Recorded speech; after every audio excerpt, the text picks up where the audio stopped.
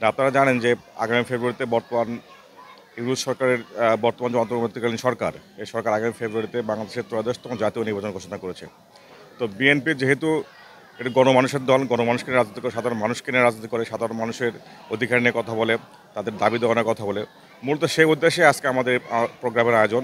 আমাদের আজকের প্রোগ্রামের মূল উদ্দেশ্য হলো সাধারণ মানুষের কথা শোনা। তারা বিএনপির নেতৃত্বের কাছে কী চায়, তারা বিএনপির নেতৃত্ব কেমন দেখতে চায়, আগামীতে বিএনপি সরকার গঠন করলে সেই সরকারের প্রতি মানুষের দাবি দেওয়া কী থাকবে, যুবকরা কী চায়, সাধারণ যারা কৃষক তারা তারা বিএনপির কাছে কী চায় বা সরকারের কাছে আগামীতে কী চাবে, মহিলারা কী চায়।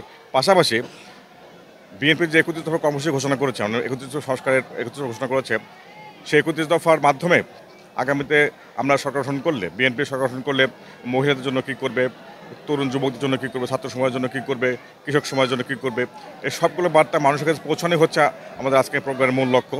এবং এইভাবে শুধু আমরা এই পারভূমির গ্রাম না, আপনারা জানেন যে আমাদের এই বগুড়া ৫ আসন, শেরপুর এবং ধুনট উপজেলা গঠিত। প্রতিটি উপজেলার প্রতিটি ওয়ার্ডে ইনশাআল্লাহ আমরা পর্যবেক্ষণ করব এবং সাধারণ মানুষের কাছে বিএনপির যে বার্তা আগামী নির্বাচনকে কেন্দ্র করে তারেক রহমানের যে বার্তা, সেই বার্তা সবার কাছে পৌঁছে দেব। আমরা মানুষকে না, সাধারণ মানুষকে না রাজনীতি করি। আমাদের কাজই হলো সাধারণ মানুষ নিয়ে তাদের অধিকার আদায় সহ তাদের দাবি দেওয়াগুলো যেন সঠিকভাবে পূরণ হয়, সে উদ্দেশ্যে তো বিএনপি রাজনীতি করে। এই যে ৩১ দফা, এই ৩১ দফায় কিন্তু সাধারণ মানুষের সকল দাবি দেওয়া সহ অধিকার প্রতিষ্ঠা সব কিছুই কিন্তু রয়েছে। তো এগুলো আমাদের অনেক মানুষই জানে না, সাধারণ মানুষের অনেকেই জানে না। এগুলো তাদেরকে জানতে হবে।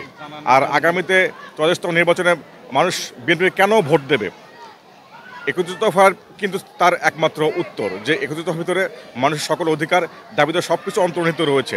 সুতরাং এই ৩১ দফা যদি আমরা সাধারণ মানুষের কাছে ভালোভাবে পৌঁছতে পারি, সাধারণ মানুষ যদি ৩১ দফা ভালোভাবে বুঝতে পারে, জানতে পারে, তারপরেই না তারা আমাদেরকে ভোট দেবে। সুতরাং সেই উদ্দেশ্যেই আগামী নির্বাচনকে কেন্দ্র করে মানুষের ভোটাধিকার প্রতিষ্ঠার উদ্দেশ্যেই আমাদের এই কর্মসূচিগুলো আমরা করে যাচ্ছি।